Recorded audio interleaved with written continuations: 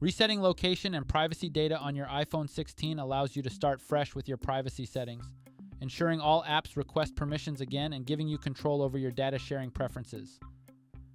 Here's how it's done. First, head over to the home screen by swiping up from the bottom of the screen. From the home screen, tap on Settings. Once you're in the Settings menu, scroll down and tap on General. Next, scroll down and tap on Transfer or Reset iPhone. To continue, tap on Reset.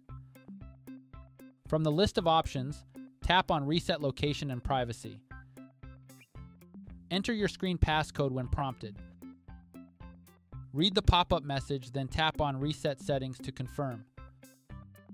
Your iPhone will now reset all location and privacy settings to their factory defaults.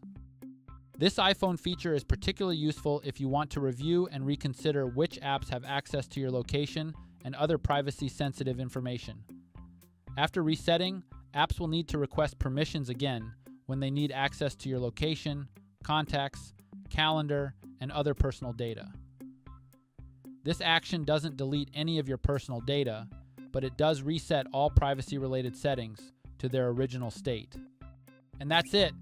Please subscribe to this channel if you found this video helpful. Thanks for watching.